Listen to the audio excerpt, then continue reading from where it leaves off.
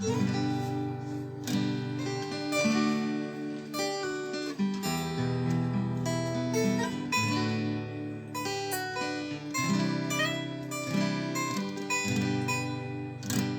bueno, vamos a disponernos entonces a compartir la palabra del Señor. En la semana pasada comenzamos una serie que se titula Las raíces de nuestra fe. Y el propósito que tenemos con esta serie es que volvamos a la senda antigua, que volvamos al primer amor, que recobremos nuestra identidad como iglesia, que nos despojemos de todas aquellas cosas que de pronto en nuestro transitar por diferentes ministerios no bíblicos, no fundamentados en la palabra, sino en revelaciones personales y visiones personales de algunos supuestos ministros de Dios. En todas esas cosas que hemos aprendido y que si de pronto nos hacemos una pregunta, bueno, ¿en qué parte de la Biblia está eso que aprendí? No vamos a encontrarlo. Entonces, eso es lo que hace que la iglesia pierda su identidad. Eso es lo que hace que la iglesia se divida. Cuando nosotros dejamos de prestarle atención al libro de Dios, a seguir la dirección y la autoridad divina que está revelada ahí en su palabra, entonces empezamos a escuchar una cantidad de voces y hacen que perdamos la identidad y que no nos podamos entender los unos con los otros. El propósito de esta serie es volver a nuestras raíces, es identificarnos como pueblo de Dios, es mirarnos en el espejo de la iglesia primitiva, de cómo ella nació, de cómo ella surgió, de cómo ella creció, de cómo esa iglesia avanzaba. ¿Por qué? Porque es tiempo de que el Señor venga por su iglesia. Así de sencillo, el Señor viene por su iglesia. Estamos estudiando las cartas del Señor Jesucristo a las 7 iglesias que simbolizan todas las iglesias que hay en el mundo y en la tierra. Y en cada carta hay un cuestionamiento que impide que esa iglesia esté lista para estar en la eternidad con el Señor. Pero hay una iglesia que estaba lista y esa iglesia es la iglesia de Filadelfia, que contiene unas características o que desarrolló en su vida, en su carácter y en su percepción del Señor Jesucristo y del cristianismo, desarrolló una fe y un testimonio que hacen que Jesús no tenga ningún cuestionamiento, no tenga ningún reproche. Es, sin lugar a dudas, una iglesia que está lista para marchar con el Señor. Y la pregunta que tenemos que hacernos ahora, en este momento profético que estamos viviendo, en este momento político anunciado por las Escrituras, estamos viviendo un momento político, ambiental, ecológico, como lo quieran llamar, en todas las áreas y aún en el área de la iglesia, el momento escatológico que estamos viviendo es un momento de apostasía. Entonces, este es el momento anunciado por el Señor, el momento que tiene todas las características para que Él venga y no podemos estar desapercibidos. El Señor habló de todo lo que está sucediendo. Vendrán muchos en mi nombre, falsos maestros. Oirán de guerras y de rumores de guerra, lo estamos escuchando. Habrá terremotos, epidemias, pestes, lo estamos viendo, lo estamos viviendo. Es el tiempo del Señor, es el tiempo en el que el Señor dijo estas señales son las que les mostrarán a ustedes que yo estoy a la puerta, que yo vengo por mi iglesia. Es el momento que estamos viviendo. Y la pregunta es, ¿estamos apercibidos? ¿Estamos listos? Si el rapto fuera esta noche, si fuera mañana, tú eres esa iglesia pura, santa y sin mancha que el Señor Jesucristo viene para llevársela para que esté eternamente en su presencia. Entonces, tenemos que volver a las raíces porque la gloria de la iglesia del Señor Jesucristo no puede desvanecerse. La gloria que tuvo la iglesia en sus comienzos no puede ser superior a la gloria que tengamos nosotros como la iglesia de los postreros tiempos. No puede ser así. Nosotros tenemos que ser como ellos o superiores a ellos, porque nosotros somos la iglesia que se va con el Señor en el momento en que Él así lo determine. Entonces, tenemos que estar claros, tenemos que estar apercibidos, vamos a mirar a nuestras raíces, vamos a mirar a los principios espirituales y empezar a examinarnos y a corregirnos, examinarnos, corregirnos, tomar decisiones. Eso es lo que vamos a hacer. Entonces, hoy vamos a leer en el libro de Hechos, vamos a leer el capítulo 2 y vamos a leer del versículo 1 al 13. Dice, cuando llegó el día de Pentecostés, estaban todos unánimes juntos, y de repente vino del cielo un estruendo como de un viento recio que soplaba, el cual llenó toda la casa donde estaban sentados. Y se les aparecieron lenguas repartidas como de fuego, asentándose sobre cada uno de ellos. Y fueron todos llenos del Espíritu Santo. Y comenzaron a hablar en otras lenguas, según el Espíritu les daba que hablasen. Moraban entonces en Jerusalén judíos, varones piadosos de todas las naciones bajo el cielo. Y hecho este estruendo, se juntó la multitud y estaban confusos, porque cada uno les oía hablar en su propia lengua. Y estaban atónitos y maravillados, diciendo, mirad, ¿no son galileos todos estos que hablan? ¿Cómo pues les oímos nosotros hablar cada uno en nuestra lengua en la que hemos nacido? Partos, medos, elamitas y los que habitamos en Mesopotamia, en Judea, en Capadocia, en el Ponto y en Asia, en Frigia y Panfilia, en Egipto y en las regiones de África más allá de Cirene, y romanos, aquí residentes tanto judíos como prosélitos, cretenses y árabes, les oímos hablar con nuestras lenguas las maravillas de Dios. Y estaban todos atónitos y perplejos, diciéndose unos a otros, ¿qué quiere decir esto? Mas otros, burlándose, decían, están llenos de mosto. Bueno, esta es la descripción que hace Lucas acerca de la experiencia que ellos tuvieron. Y hay una cosa clara que nos comunica esta experiencia, y es que el poder que Cristo prometió a sus discípulos es un poder extraordinario y sobrenatural. El poder que Cristo ofreció a sus discípulos es un poder extraordinario y sobrenatural. Es diferente de lo que sucede en el nuevo nacimiento y es diferente e independiente del proceso gradual de santificación que debe atravesar todo creyente genuino y verdadero. Son cosas totalmente diferentes. El nuevo nacimiento es una cosa, es una experiencia que se da en un momento histórico en la vida, cuando el Espíritu de Dios viene a nosotros y nos convertimos en nueva criatura. El proceso de santificación es un proceso gradual donde tenemos que ir avanzando y creciendo a la estatura de un varón perfecto que es Cristo Jesús. Así que cada año, cada semana, cada mes que transcurre, yo tengo que estar ocupada, como dice el Señor Jesucristo, en nuestra salvación con temor y con temblor. Debo estar esforzándome en la gracia que Él me da para ser cada día más parecida al Señor Jesucristo. Yo tengo que estar involucrada en eso, pero eso no tiene nada que ver con una promesa que el Señor hizo a su iglesia, a sus discípulos, de que recibirían poder y serían testigos en toda Jerusalén, en Samaria y hasta lo último de la tierra. Esta promesa es la promesa de un poder sobrenatural y extraordinario que es indispensable para que se cumpla la voluntad de Dios en la tierra y para que nosotros podamos obedecer la gran comisión. Bueno, vamos a mirar primero, según lo que nos dice Lucas, vamos a mirar cómo ocurrió, cómo sucedió este asunto del derramamiento del Espíritu Santo o del revestimiento de poder sobre la primera comunidad cristiana, sobre el aposento alto. ¿Qué ocurrió? Dice el versículo 1, cuando llegó el día de Pentecostés. Eso es clave porque las cosas no pasan por casualidad.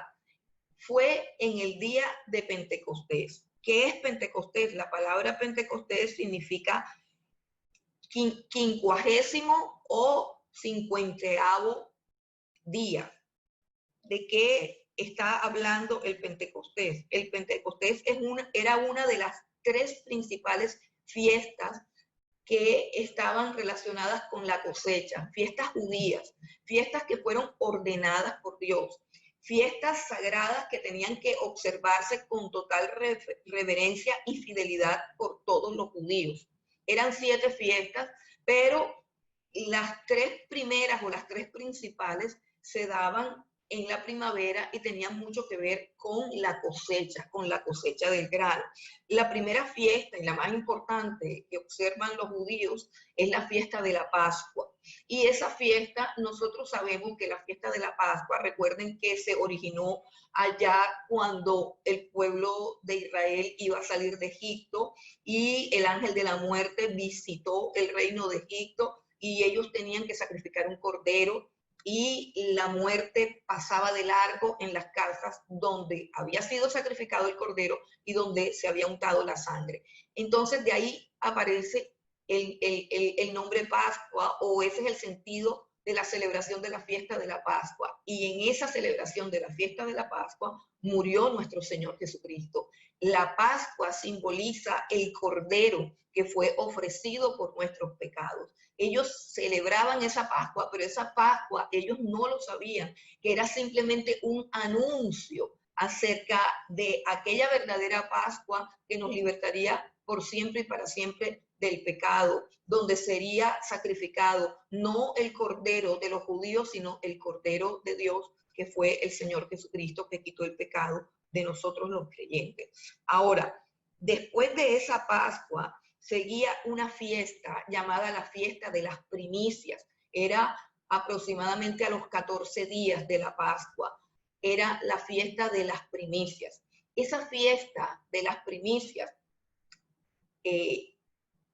evocaba o simbolizaba la resurrección del Señor Jesucristo. Por eso el apóstol Pablo, en su carta a los Romanos, dice que es necesario que todos resucitemos de entre los muertos y que todos seamos transformados y que lo corruptible, o sea, nuestro cuerpo enfermizo y nuestra carne con tendencias pecaminosas, lo corruptible en nosotros se vista de incorruptibilidad, y que de esa manera la muerte va a ser absorbida en victoria por todos los creyentes que han sido redimidos por el Señor Jesucristo. Entonces el apóstol Pablo dice, sí, es necesario que todas estas cosas se dan, la resurrección de los que han muerto en Cristo y la transformación gloriosa de aquellos que están vivos en el momento en que el Señor Jesucristo nos llama a su presencia, en el momento en que el Señor Jesucristo toca la trompeta para ser arrebatados con Él. Entonces dice, sí es necesario que haya esa resurrección, pero es necesario que esas resurrecciones se den en su correcto y respectivo orden. Y dice, primero Cristo, las primicias. Y eso es lo que es la resurrección de Cristo. La resurrección de Cristo simboliza las primicias de los frutos. Era una fiesta. Antes de que Jesucristo resucitara, era una fiesta que celebraban los judíos. Mire cómo el Señor dio esa fiesta para no solamente que ellos disfrutaran, no solamente que ellos se gozaran, no solamente que fuera un pueblo alegre, que fuera un pueblo que se reuniera con gozo delante de Dios, sino que también fuera un pueblo que entendiera, que aprendiera y que conociera los planes de Dios. Esta fiesta de las primicias era una fiesta donde se recogía la primera gavilla de grano, la primera gavilla de cosecha, se recogía, y esta primera gavilla era como un manojo de trigo o de lo que hayan cosechado. Ese manojo de trigo se llevaba como primicia, el primer manojo, la primera gavilla, se llevaba como primicia al altar de Dios, y se mecía frente al altar. Y era una fiesta que tipificaba que lo mejor de nuestra vida y lo mejor de nuestro ser tiene que ser ofrecido al Señor Jesucristo, lo primero de todos los frutos. Eso era lo que significaba, pero hablaban más que todo de las demandas de santidad, perfección, pureza y gloria que tiene Dios en su corazón, de tal manera que esa verdadera primicia que satisfaría el corazón de Dios fue el Señor Jesucristo. Y el Señor Jesucristo, resucitado de entre los muertos, venciendo la muerte, glorioso, el Señor Jesucristo fue las primicias de Dios. El primero resucitado de entre los muertos, primicias de los que han muerto, fue hecho el Señor Jesucristo. Eso es lo que escribe el apóstol Pablo acerca del significado real y auténtico de aquellas fiestas que obtuvieron su consumación o su realización total en la persona de Jesús. Pero luego de las fiestas, de las primicias, el día en que se ofrecía la primicia, que era siempre un día sábado, un día de reposo, ese día que se ofrecía las primicias, el Señor ordenó que contáramos al día siguiente, le ordenó a Israel que contara al día siguiente que ofrecía las primicias. Ojo con esto, que es supremamente importante. El día que Israel ofrecía la primicia de su trigo, de su grano, y que mecía la gavilla frente a Dios, ese día era día de reposo. Para pasar a la siguiente fiesta, que estamos hablando ya de la tercera fiesta, que es la fiesta de la cosecha o la fiesta de las semanas, que es la fiesta de Pentecostés. Para pasar a esa fiesta había que contar a partir del día siguiente al ofrecimiento de las primicias. Así que las primicias se ofrecían un día de reposo, que siempre era un sábado. Las primicias se ofrecían un sábado. Y a partir del día siguiente, que es domingo, se tenía que contar 7 semanas. 7 semanas son 49 días. 7 semanas son 7 por 7, son 49 días. Y al día siguiente de los 49 días, contados a partir del día siguiente del ofrecimiento de las primicias, entonces el día siguiente de los 49 días, que era el día 50, el día 50avo, ese día era Pentecostés. ¿Qué día caía Pentecostés entonces? Una de las cosas más preciosas que nosotros tenemos en la Biblia es que cuando comenzamos a escudriñarla, cuando comenzamos a tratarla con reverencia, con respeto y nos entregamos al estudio de ella, descubrimos una cantidad de tesoros. Así que sabemos por todo esto que el Señor ordenó que el día de Pentecostés era un domingo. Y eso es importantísimo, hermano, porque fue el domingo, el día en que Dios inauguró su iglesia.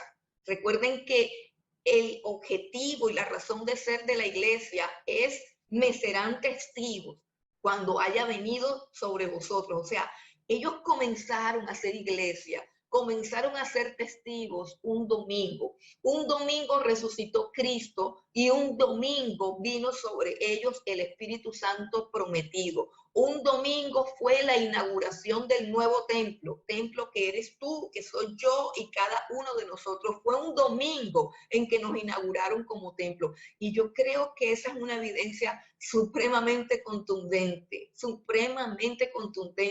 para que nosotros entendamos que el día del Señor, el día en que nos reunimos como pueblo, es el día domingo, porque ese fue el día en que el Señor inauguró su iglesia, inauguró su templo para morar allí y para que en ese templo se hiciera la voluntad de Dios. Y encontramos todo un cuadro de lo que sucedió ese día. Por eso es Pentecostés, no es cualquier otro día. Esto es supremamente glorioso porque nos muestra cómo Dios tiene un plan perfecto y cómo todas las cosas encajan y cómo Dios nunca llega tarde ni nunca se adelanta. Él tiene el control y nosotros tenemos que saber cuál es el tiempo que estamos viviendo y qué es lo que Dios está esperando de nosotros. Eso ocurrió el día de Pentecostés. Lo otro que dice es que de repente, versículo 2, bueno, me estoy volando algunas cosas que quiero tratar después, como por ejemplo que estaban todos unánimes juntos. El sueño del Señor Jesucristo, si es que le podemos decir sueño, porque sueños son los de los hombres y puede que se hagan o no se hagan realidad. Más bien, digamos, la voluntad perfecta del Señor Jesucristo es que su iglesia sea una en Cristo Jesús, sea una en el Espíritu, sea una en la fe, sea una junto con el Padre y el Hijo. Y su oración antes de partir en Juan 17 fue: Señor, yo te pido que ellos sean uno, así como tú y yo somos uno. Y se estaba dando esa unidad porque dice que estaban todos unánimes juntos. Yo los invito, hermanos, a que si somos iglesia y si somos pueblo de Dios, renunciemos a nuestros diferentes pareceres, a nuestros diferentes sentires y sigamos el sentir de Dios, sintamos lo que el Señor nos demarca, sometámonos a lo que Dios nos dice, a lo que Dios ha establecido. No reneguemos y no nos quejemos cuando decimos una cosa, cuando hacemos un anuncio, cuando anunciamos un cambio, cuando hacemos alguna cosa. Hay diferentes maneras de uno decir por qué lo hacemos así o yo preferiría que cambiáramos esto, pero tenemos que eliminar todos aquellos vestigios de individualismo, de querer hacer nuestra voluntad, de querer sobresalir, porque eso estorba el cumplimiento de la promesa de Dios, de revestirnos de poder y de ser sus testigos. Bueno, dice que de repente vino del cielo un estruendo como un viento recio. La palabra de repente nos habla acerca de la soberanía de Dios en el fluir de su Espíritu Santo. Recuerden la metáfora que el Señor Jesucristo utilizó cuando hablaba con el anciano Nicodemo y le decía: el viento sopla de donde quiere y escucha su sonido, pero tú no sabes ni de dónde viene ni hacia dónde va. Así es todo aquel que nace del Espíritu Santo. Yo estaba hablando acerca de una característica del Espíritu Santo y esa característica es que Él sopla cuando quiere.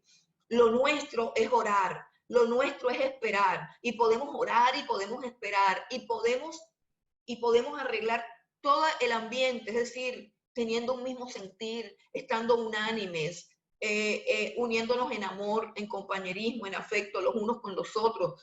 Podemos crear todo el ambiente que el Espíritu Santo requiere para fluir con libertad, pero no podemos determinar en qué momento viene ni en qué momento se manifiesta ese poder. El Espíritu Santo es soberano, el Espíritu Santo tiene su propia agenda, el Espíritu Santo tiene su propio horario. Lo nuestro es esperar cada día más un avivamiento y un despertar espiritual, porque es urgente, porque lo necesitamos y porque a través de la historia se han dado muchísimas veces estos avivamientos, producidos en gran parte porque un hombre es tocado por Dios y es inquietado por el mismo Espíritu Santo para buscarlo en oración, para buscarlo en ayuno, para buscarlo en arrepentimiento, para humillarse delante de Dios. Entonces, es de repente, es de repente. Ahora, dice que hubo un viento recio, dice que se aparecieron lenguas repartidas como de fuego,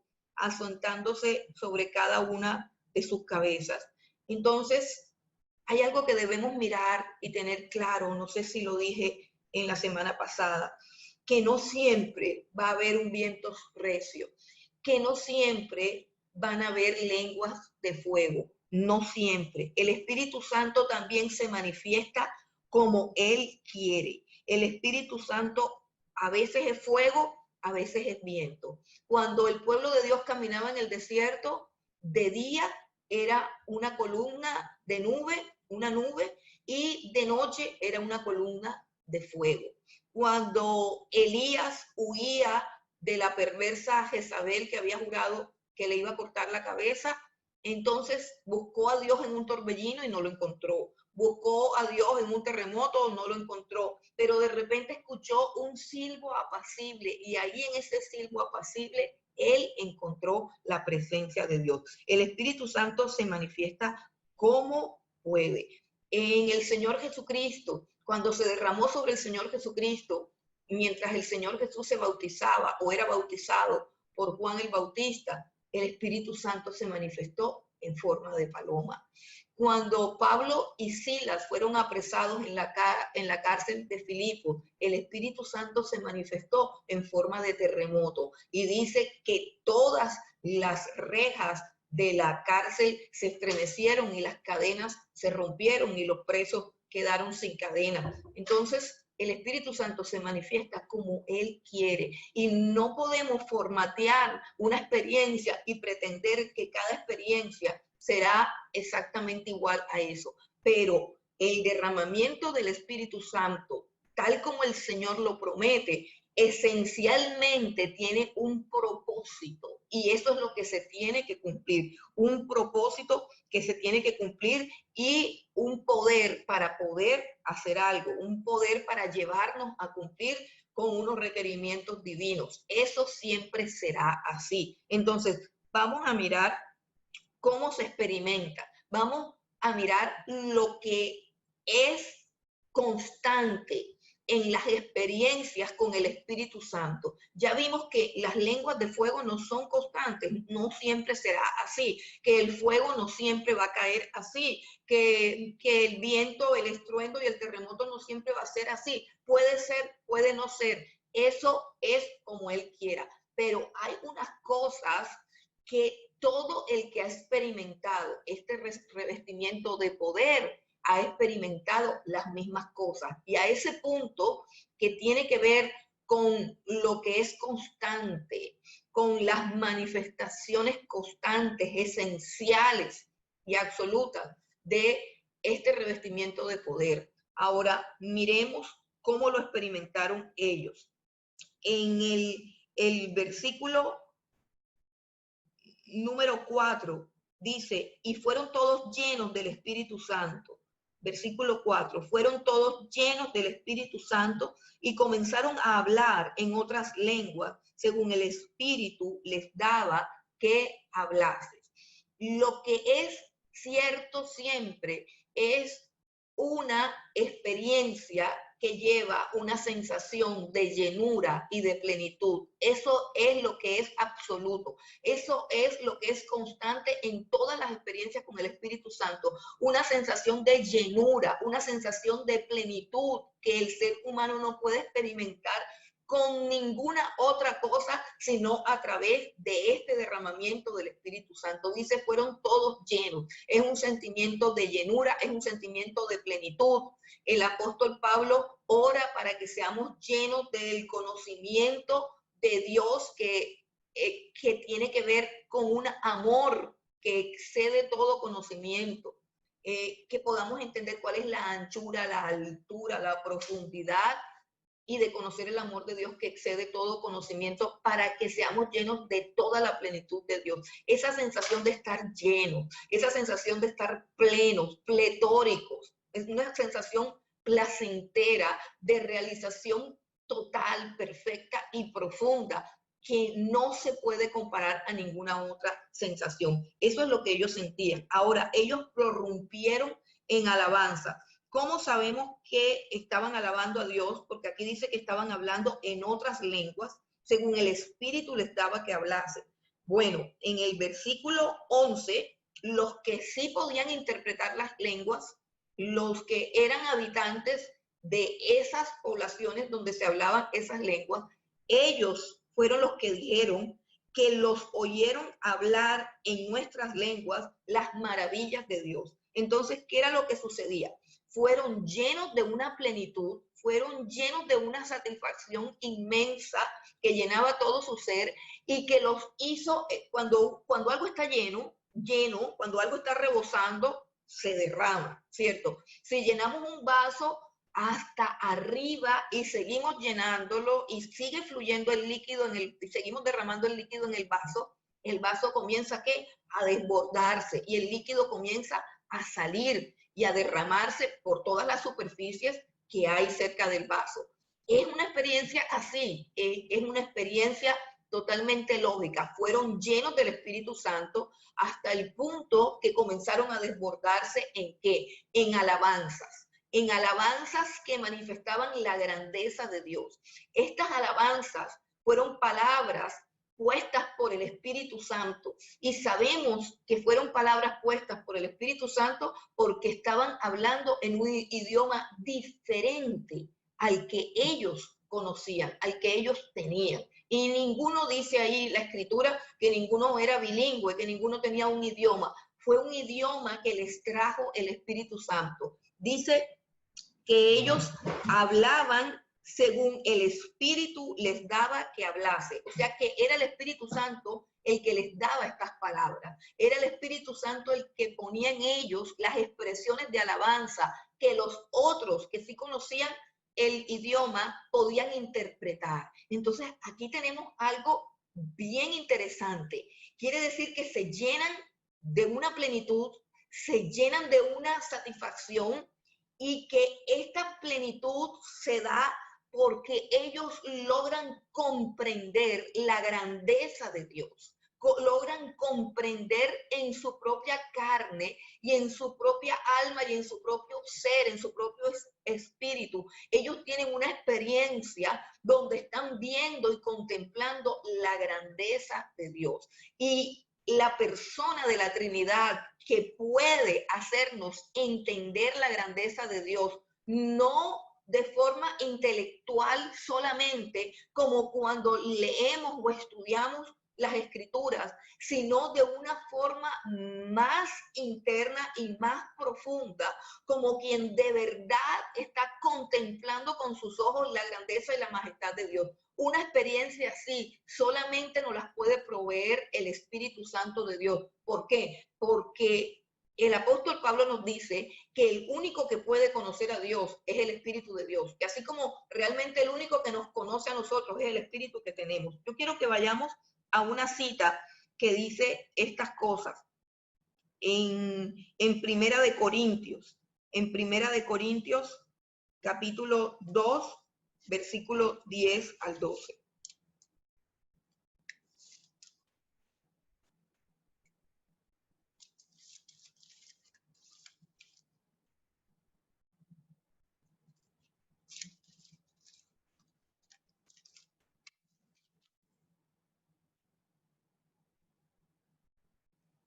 Vamos a leer del versículo 11. Primera de Corintios 2, versículo 11. Dice el apóstol Pablo: porque ¿quién de los hombres sabe las cosas del hombre, sino el espíritu del hombre que está en él? Así tampoco nadie conoció las cosas de Dios, sino el Espíritu de Dios. Y nosotros no hemos recibido el espíritu del mundo, sino el espíritu que proviene de Dios, para que sepamos lo que Dios nos ha concedido.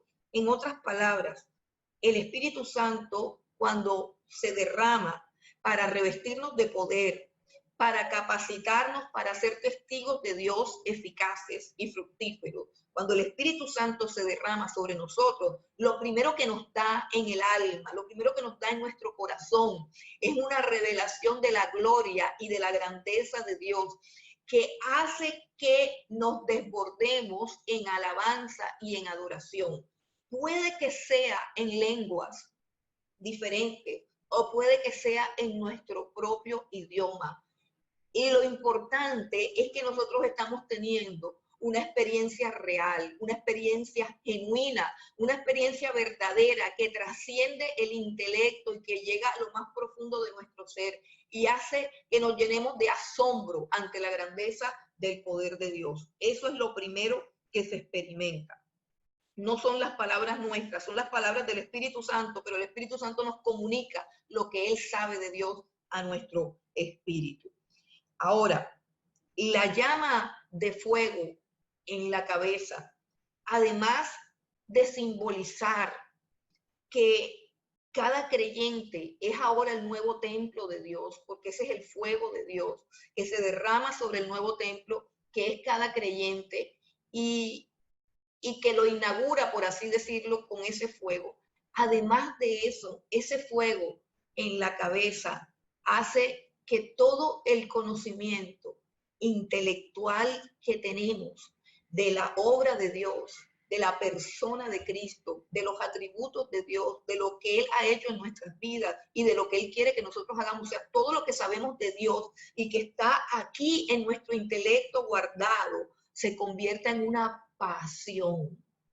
Hay gente que sabe mucho, hay gente que sabe demasiado, pero no tienen pasión. Tú puedes saber que Cristo murió por ti, pero no sientes su amor y no sientes esa gratitud y esa pasión por entregar tu vida para agradecerle lo que Él ha hecho por ti. Tú puedes saber en tu corazón que Cristo te ha llamado a ganar almas, pero no sientes compasión por ningún alma que está perdida, ni sientes ganas, ni sientes deseos de ganarla, ni conoces el gozo de sacar a un alma de las tinieblas y llevarla al reino de la luz del Señor Jesucristo. Todo lo que está en nuestra cabeza, que aprendimos no solamente en el cristianismo, de pronto en la iglesia tradicional, de pronto cuando éramos chicos, de pronto a través de nuestros padres, de nuestros abuelos, todo lo que nos han enseñado de Dios y que es cierto y que está ahí suspendido en las gavetas de nuestro cerebro, todo eso cobra vida y se convierte en una pasión que nos levanta, una pasión que nos inspira, una pasión que nos impulsa a hacer lo que Dios está esperando que nosotros hagamos.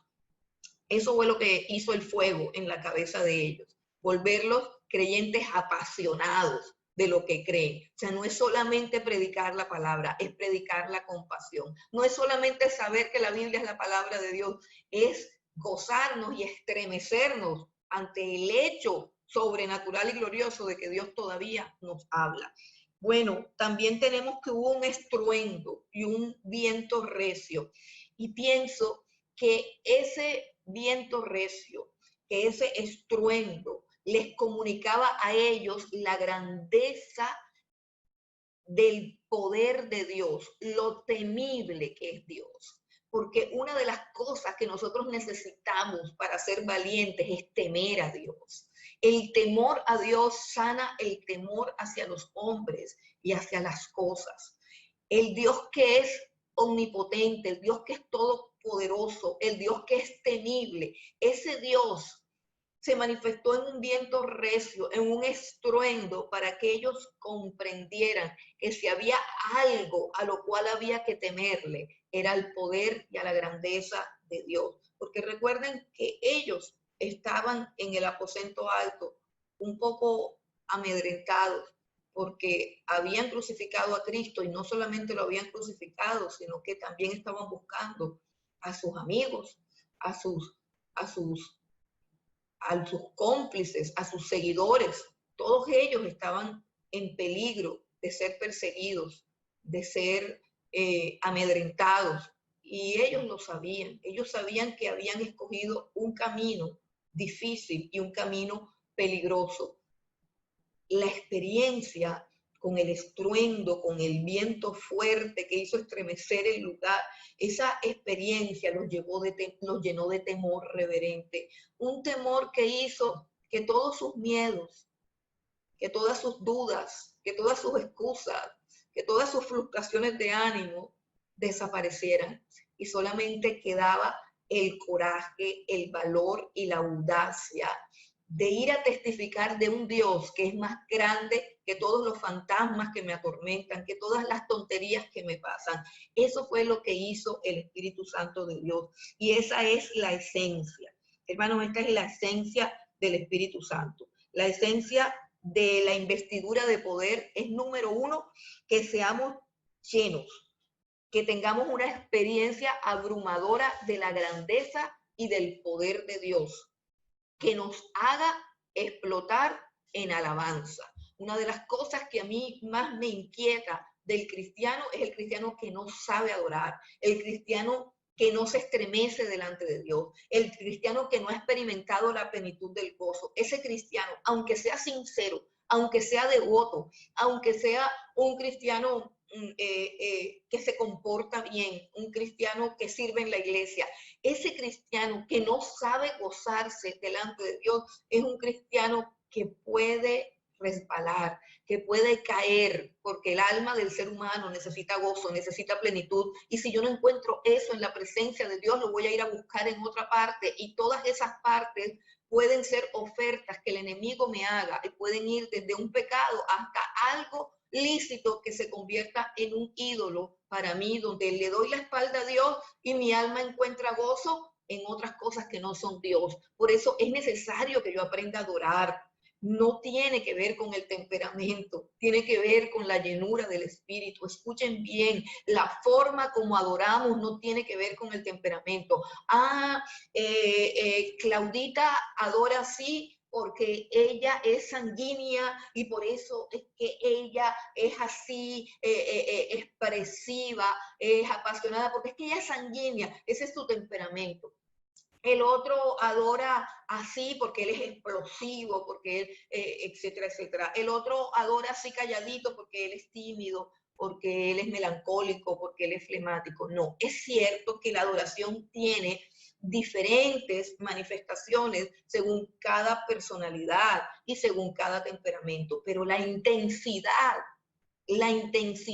de mi adoración, la intensidad de mi alabanza, la entrega profunda, es decir, aquella persona que tú miras y no la encuentras distraída mirándole los zapatos al de al lado, o que comienza la alabanza y se sabe zambullir en la presencia de Dios y no está pendiente de quién pasó, de si apagaron la luz, de si el ambiente está adecuado. Aquella persona que cuando le dicen vamos a alabar a Dios se zambulle allí porque ya he tenido la experiencia de encontrar la plenitud del gozo en ese lugar. Entonces, cuando le dicen vamos a alabar a Dios, le están diciendo vamos a llenarnos de gozo, vamos a llenarnos de alegría, vamos a entrar en un estado de embriaguez que es, por decirlo así, el vino que el Señor Jesucristo vino a traer a todos los cristianos para que no tomemos más vino, para que no nos alcoholicemos, para que no nos droguemos, para que no fumemos, para que no seamos adictos a la pornografía, para que no seamos adictos a la aprobación humana, para que no seamos adictos a los logros, para que seamos libres y encontremos toda nuestra realización. Entonces, el Espíritu Santo produce esa llenura, produce plenitud en el ser humano. Muchos cristianos tienen complejos, tienen miedos, tienen fobias, tienen sentimientos de rechazo, tienen heridas y entonces están esperando que en la iglesia le hagan un tratamiento psicológico, un tratamiento terapéutico y entonces hay que hacer seminarios de sanidad interior, hay que hacer seminarios de perdón, hay que hacer seminarios hermano, de un solo golpe, en un soplo, el Espíritu Santo viene sobre una criatura y la llena de una plenitud gozosa, la llena de un asombro que hace que aparte la mirada de sí misma y concentre la mirada en la grandeza gloriosa de Dios, que no la está viendo a través de una lectura intelectual de esa gloria, sino que la está viendo con los ojos del Espíritu Santo, que el Espíritu Santo se la está mostrando, se la está comunicando. Y es tanto el asombro que tiene que abrir su boca y alabar a Dios. Hermanos, aprendamos a gozarnos en Dios, aprendamos a que nuestra alma pueda contemplar la gloria de Dios y pueda expresarla, porque nadie puede contemplar algo glorioso y quedarse callado.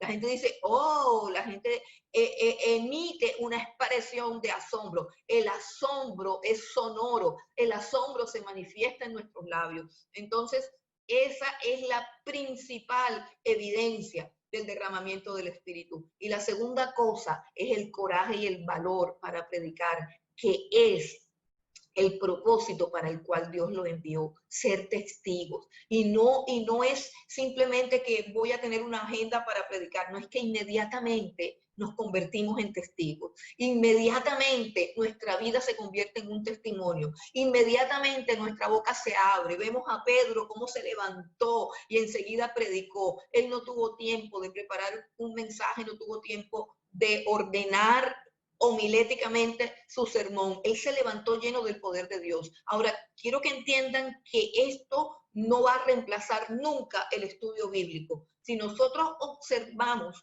todo el sermón de Pedro está lleno de citas bíblicas que muestran claramente que él tiene una disciplina de estudio bíblico, que él tiene una disciplina del estudio de las profecías, y su sermón está cargado de pasajes bíblicos que han cobrado vida para él porque los ha visto que se han cumplido por el poder de Dios. Entonces, él predica lleno del Espíritu Santo, pero predica también lleno del conocimiento y de una comprensión clara y correcta de la palabra de Dios, tal cual como está revelada en las Escrituras. En todo ese tiempo, en todos esos 50 días que ellos estuvieron ahí esperando en Pentecostés, como el Señor Jesucristo le había ordenado, en todo ese tiempo ellos estaban leyendo las Escrituras, ellos estaban estudiando los pasajes y estaban orando. Y el fruto de ese tiempo, unido a la venida del Espíritu Santo sobre él, produce un sermón que es poderoso para hacer que 3,000 personas se arrepientan de sus pecados y pidan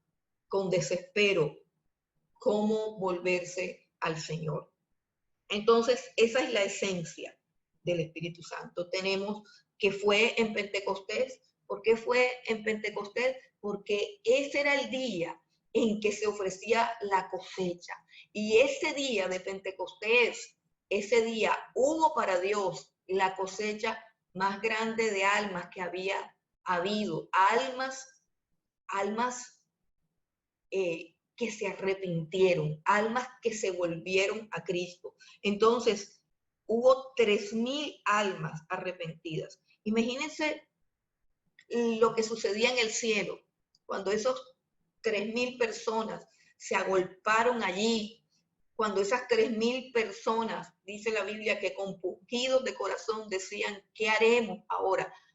Cuando estas 3,000 almas se convierten, tiene que haber una fiesta en el cielo. Dice Lucas capítulo 15, versículo 7, quiero buscarlo para leérselo a ustedes. Lucas 15, versículo 7, dice, os digo que así habrá más gozo en el cielo por un pecador que se arrepiente que por 99 justos que no necesitan arrepentimiento. Imagínense 3,000.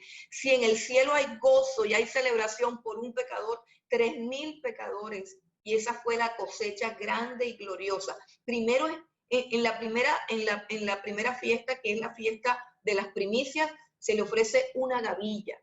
Pero luego, en la fiesta de Pentecostés, 50 días después, se le ofrece toda la cosecha y se le da gracias a Dios por la cosecha y se celebra la cosecha. Esta es la primera cosecha de almas arrepentidas, la primera cosecha para Dios. Sin duda alguna, hubo un gran gozo y una gran celebración en el cielo.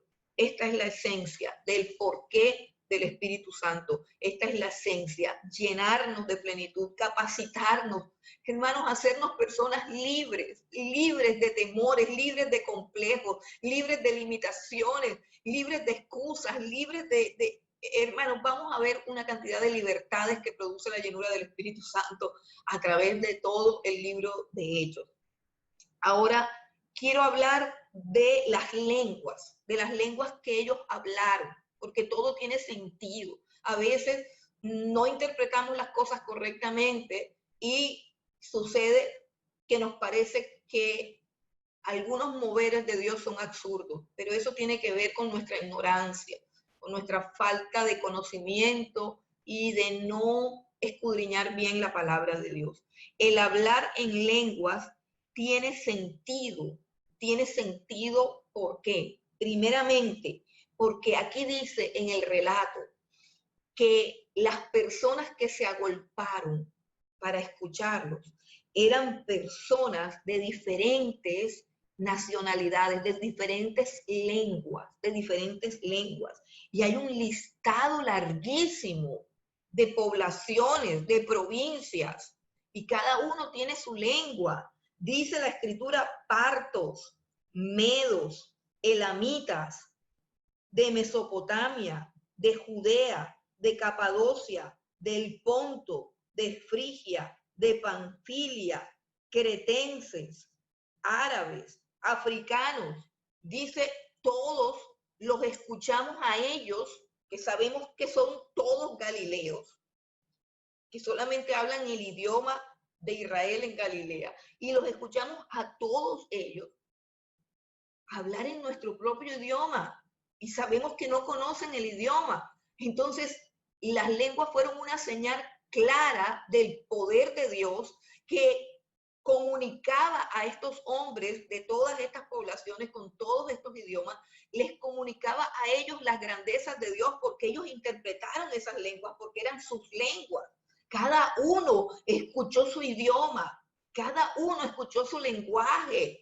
Y tuvo que haber sido una experiencia impactante para sus vidas, una experiencia que también colaboró con el poder del Espíritu Santo, que al derramarse sobre ellos los estaba convenciendo de pecado, de justicia y de juicio, porque esa es la labor primordial del Espíritu Santo sobre el mundo, sobre la tierra. Entonces, ellos sabían que estos hombres no hablaban ese idioma. Ellos pudieron constatar un elemento sobrenatural que se estaba manifestando allí. ¿Cuán necesario es este elemento sobrenatural en nuestras vidas? ¿Cuán necesario es que nosotros entendamos que el cristianismo no es solamente conocimiento intelectual, que el cristianismo es poder de Dios, que nosotros necesitamos ese poder y que Dios nos ha ofrecido ese poder? Es supremamente importante. La segunda cosa por la cual tiene sentido que hablaran en lenguas es que hablar en diferentes lenguas de todas las poblaciones de la tierra era una confirmación de que se cumpliría lo que Jesús estaba diciendo. Me serán testigos en Jerusalén, en Samaria y hasta lo último de la tierra. El propósito del Señor, que quizás en ese momento no lo habían entendido, pero el propósito del Señor era que se convirtieran a Cristo y que alcanzaran esta salvación todos los linajes de la tierra, todas las tribus, todos los pueblos, todos los lenguajes, que todos los lenguajes alabaran a Dios. Hoy tenemos una Biblia que ha sido traducida a más de 100 y pico de idiomas. No tengo el número exacto, hermanos, pero es tremendo cómo la Biblia se va traduciendo de idioma en idioma, no solamente idiomas, sino también dialectos indígenas. Y es impresionante, nada más en nuestro país tenemos una Biblia guayú y ellos tienen un himnario guayú y ellos cantan en guayú. O sea, es una cosa hermosa, es una cosa preciosa. Dios quiere que su gloria llene toda la tierra, pero no la llena de una manera como que nos esquematiza, que nos convierte en unos clones. No, llena toda la tierra con la multiforme gracia de Dios, con las diferentes culturas, con los diferentes idiomas, con las diferentes tribus, todos, cada uno en su idioma hablando de Cristo, y eso es lo que va a suceder. Esa es la visión de Dios para la tierra, esa es la visión de Dios para las naciones, que todas las naciones lo conozcan, que todas las naciones lo alaban. Para eso vino el poder de Dios sobre sus discípulos, para que eso se lleve a cabo. Así que todos esos idiomas son una visión profética de toda la humanidad adorando a Dios en todos los lenguajes, en todos los lenguajes.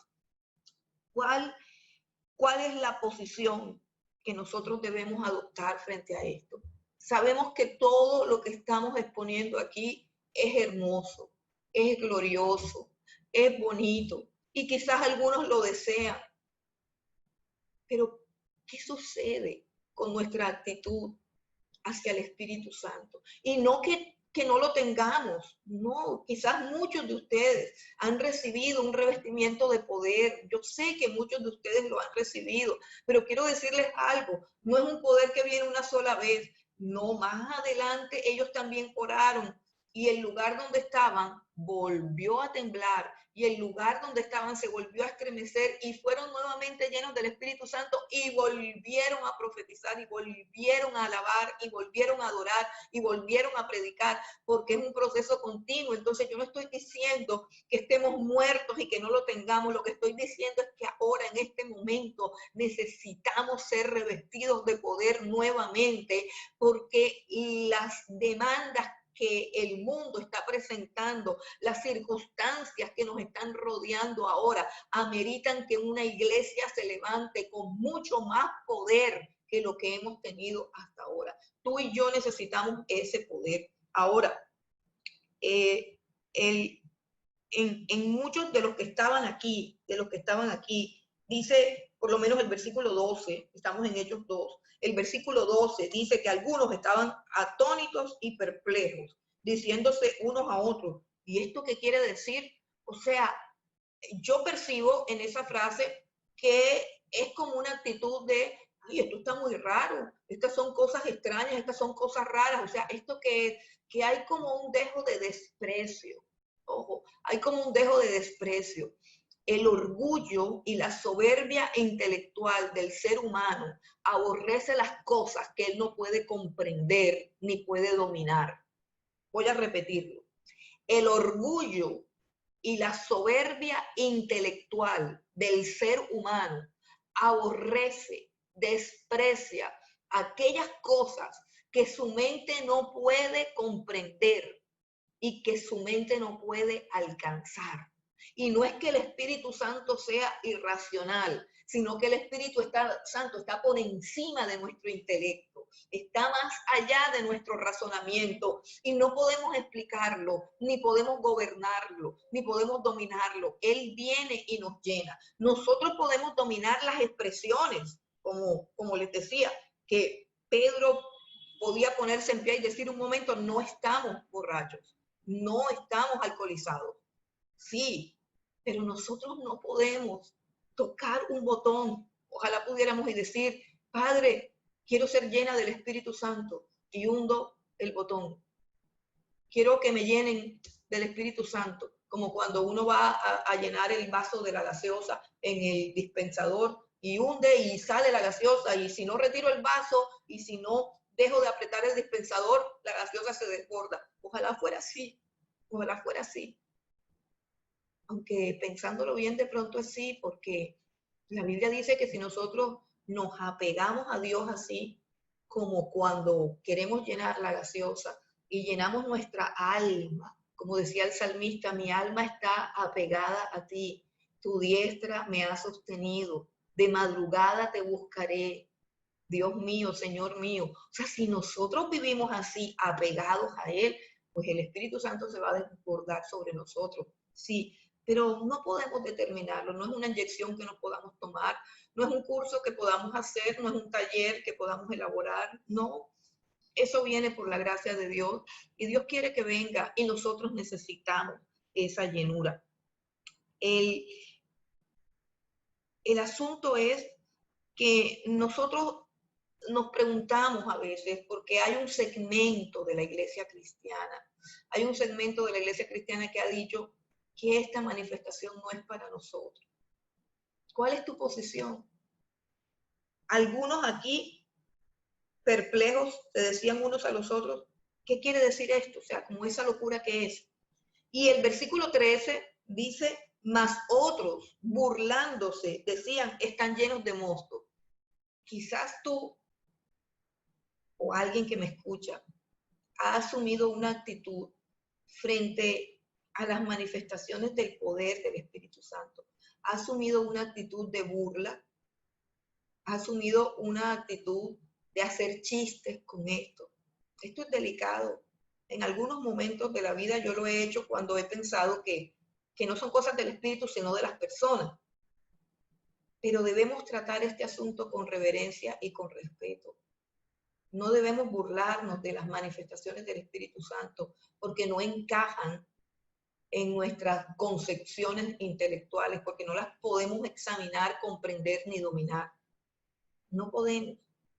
Si viene como un fuego o si viene como un viento o si viene con la brisa, o si viene con el agua, o si viene como un silbo apacible, o si viene como un estruendo que nos haga temer o espantar. Él viene como quiere, Él viene como quiere. Lo importante es que yo reciba esa plenitud y que mi alma se desborde en alabanza y adoración y que yo pierda todo el temor a testificar y me convierta en un testigo lleno de coraje, de valor y de audacia. Eso es lo que importa de la llenura del Espíritu Santo. No importa el salto, no importa el brinco, no importa los gestos, no importa el temblor, no importa. Eso no es relevante. Lo relevante es que yo por dentro esté plena, llena del Espíritu Santo, llena de alabanza, que mi boca se abra para alabar a Dios con una alabanza audible y entendible por las personas que me rodean.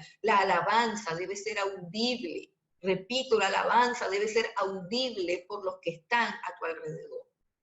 Bueno, y eso lo produce el Espíritu Santo. Vuelvo a la pregunta, ¿cuál es tu actitud o tu posición frente a esta experiencia? ¿Piensas que ya esto no es para nosotros? ¿O piensas que es para algunos cristianos y no es para ti? Porque tú no puedes alcanzar esas cosas, o porque no tienes tiempo, o porque no tienes fe, o porque no lo deseas. ¿Cuál es tu posición? ¿Será que esta experiencia fue para aquellos cristianos, como dicen los más ortodoxos maestros de teología, que eso era solamente para la iglesia primitiva, ya no está vigente para nosotros, ya no es legítimo, o todos lo tienen ya, y sin embargo no vemos las demostraciones gloriosas que ellos tenían? Yo quiero darte dos argumentos quiero darte hoy para convencerte que esta experiencia de revestimiento de poder está a disposición de nosotros hoy y que es parte del plan de Dios que nosotros hoy, en este tiempo, la tengamos, la disfrutemos y la utilicemos. El primer argumento que te voy a dar en contra de la teoría de que eso ya caducó es que este Espíritu Santo, este poder fue enviado para que la iglesia fuera testigo de Cristo, no solamente en Samaria y en Jerusalén, sino hasta lo último de la tierra. Y esa gran comisión de llevar el evangelio de la salvación hasta el último rincón de la tierra no ha culminado, todavía no ha culminado. Todavía tenemos países y naciones donde no ha llegado el evangelio, todavía hay tribus, todavía hay pueblos donde no ha llegado el evangelio. Por lo tanto, es imposible que el poder que Dios envió específicamente para cumplir eso, entonces ya haya caducado y no esté a disposición, porque somos nosotros los que tenemos que completar la obra de Dios, porque América no existía en la época de Pedro y en la época de Pablo como para que ellos viajaran a América. No había sido descubierta. Ellos no llegaron a América, ni Pablo, ni Pedro, ningún miembro de la iglesia primitiva trajo el evangelio para acá. Lo trajeron otras personas que también fueron investidas de poder de lo alto. Y así como no hemos terminado de llenar toda la tierra del evangelio del Señor Jesucristo, así tampoco Dios ha quitado de nosotros el poder y ha cancelado la oferta que nos hace de que necesitamos ser llenos de poder de lo alto, necesitamos ser revestidos de este poder. Hoy más que nunca lo necesitamos porque la obra no ha terminado y la obra tiene que ser hecha con este poder. El apóstol Pablo dice a los corintios, cuando yo llegué a ustedes, no llegué con excelencia de palabra y excelencia de sabiduría, porque me he propuesto no saber más nada sino de Jesucristo y de Jesucristo resucitado. Antes llegué a predicarles a ustedes con mucho temor y con mucho temblor. ¿Para qué? Para que la fe de ustedes no estuviese fundamentada en la sabiduría humana, sino en el poder de Dios. Y es necesario que nosotros ganemos almas, no por nuestra elocuencia, no por nuestra brillantez, no por nuestras capacidades, sino por el poder del Espíritu Santo de Dios que nos reviste, que nos capacita. ¿Para qué? Para que cuando logremos algo tengamos claro que no fuimos nosotros, sino Dios en nosotros obrando con poder. Tú y yo necesitamos ese poder. Ese poder es para la iglesia. Ese poder es el que culmina toda la agenda de Dios de salvación para toda la humanidad. Ese es el primer argumento que dice no, no ha caducado. Este revestimiento de poder es para ti y es para mí y para todos los que quieren hacer la gran comisión y ganar almas para el Señor Jesucristo. El segundo argumento está allí en Joel. Yo quiero que vayamos a el capítulo 2, pero vamos a leer la parte que está en el versículo 14 hasta el versículo 21, cuando Pedro se levanta para aclarar lo que está sucediendo. Entonces Pedro, poniéndose en pie con los 11, alzó la voz y les habló diciendo: varones judíos y todos los que habitan en Jerusalén, esto os sea notorio y oíd mis palabras, porque estos no están ebrios como vosotros suponéis, puesto que es la hora tercera del día. Mas esto es lo dicho por el profeta Joel. Aquí viene. Esto es lo dicho por el profeta Joel. O sea, lo que acaba de pasar es lo que anunció Joel. Y en los postreros días, note la frase, en los postreros días, en los últimos días, dice Dios, derramaré de mi espíritu sobre toda carne, y vuestros hijos y vuestras hijas profetizarán. Vuestros jóvenes verán visiones y vuestros ancianos soñarán sueños. Y de cierto sobre mis siervos y sobre mis siervas en aquellos días derramaré de mi espíritu y profetizarán. Y daré prodigios arriba en el cielo y señales abajo en la tierra, sangre y fuego y vapor de humo. El sol se convertirá en tinieblas y la luna en sangre, antes que venga el día del Señor grande y manifiesto, y todo aquel que invocar el nombre del Señor será salvo. Yo quiero que mires con claridad el pasaje de Joel que seleccionó Pedro, que está lleno del Espíritu Santo, así que no está seleccionando los pasajes accidentalmente, está fluyendo el Espíritu de Dios que está ordenando toda la palabra para que él predique lo que tiene que predicar y de la manera que la tiene que predicar, y él cita todo este pasaje de Joel.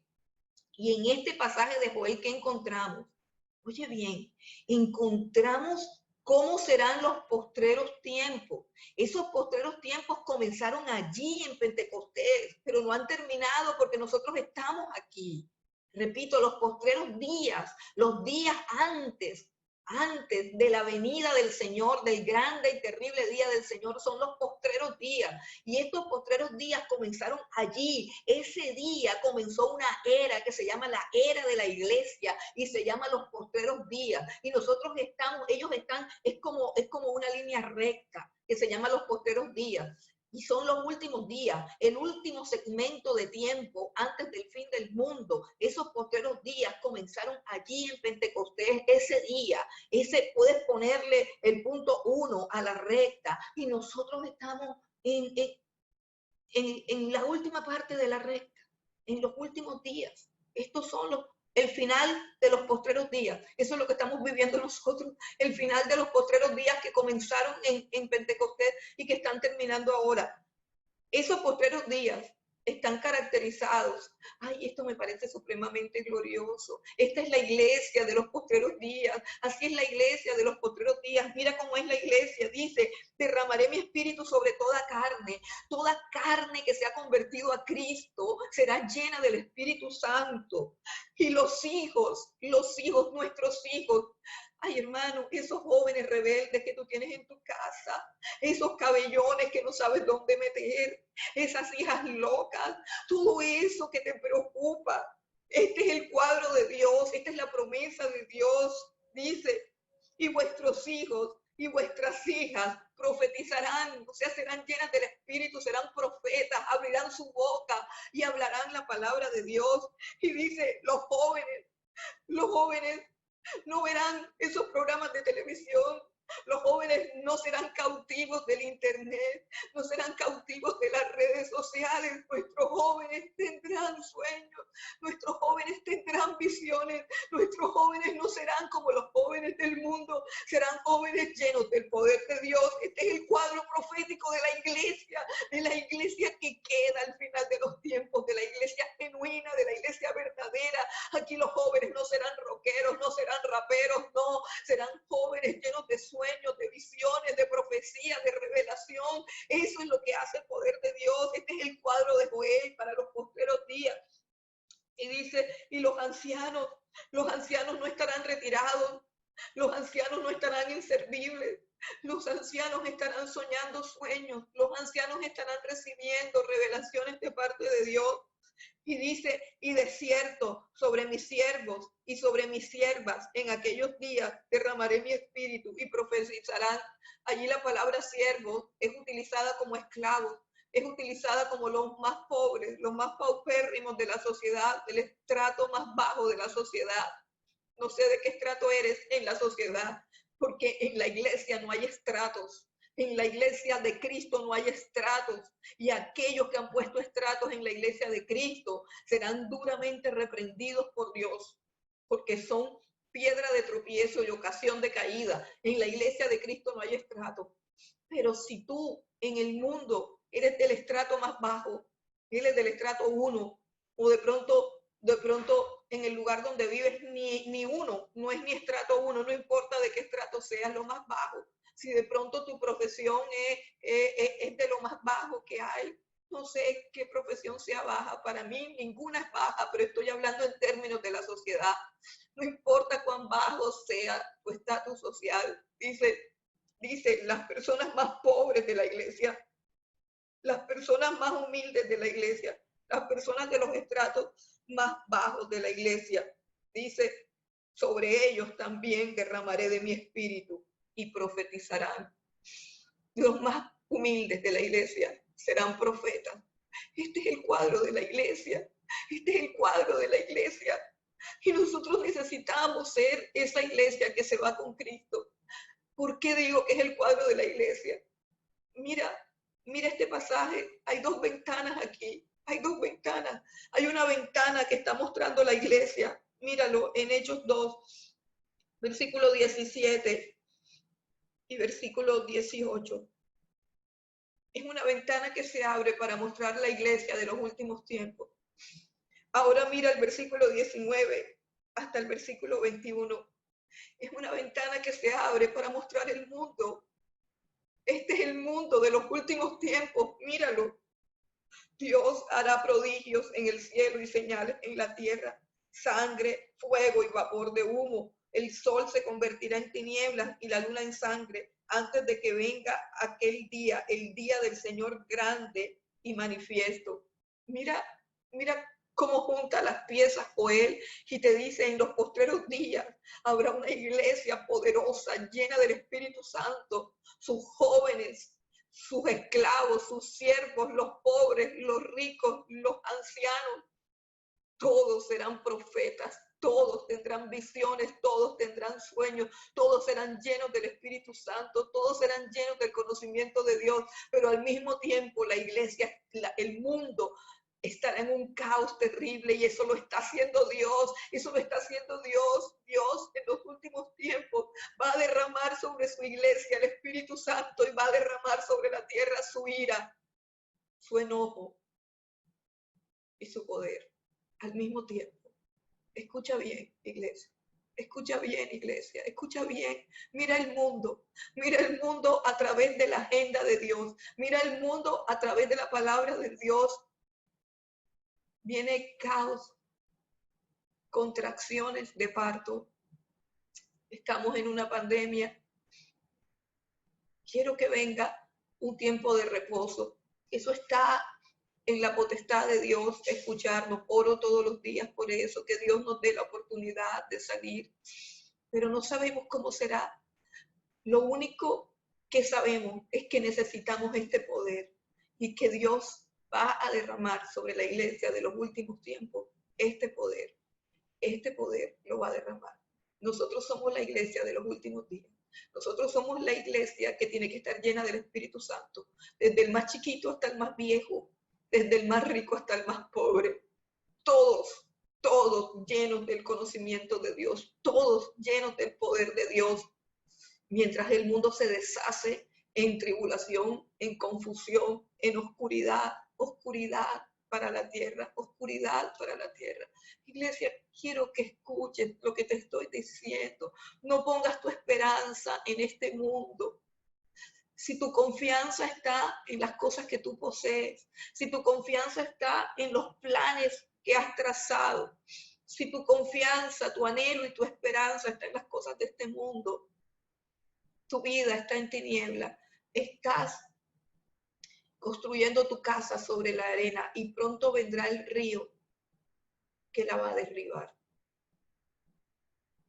Pero si tú escuchas esta palabra que tiene Dios para nosotros, su iglesia, y entiendes que la gloria de la iglesia no está en los edificios ni en sus posesiones, en nada de lo que tiene, sino en que va a recibir, en que tiene que recibir, en que está descendiendo de parte de Dios un poder de lo alto que nos va a llenar de plenitud, que nos va a llenar de poder, que nos va a llenar de asombro, que va a hacer que nosotros desbordemos en alabanza, desbordemos en adoración, desbordemos en coraje, en audacia, en valor y seamos testigos a toda la tierra, testigos de nuestro Señor Jesucristo, el grande, el todopoderoso.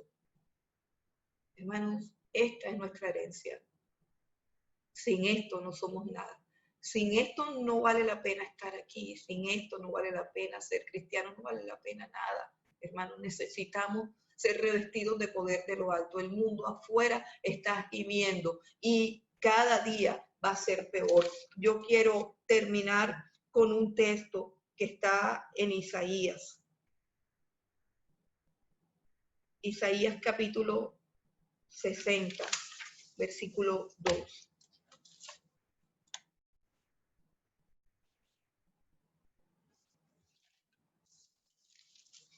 Isaías capítulo 60, versículo 2. Quiero dejarte dos textos. Además de esto hay uno que no coloqué y es importante.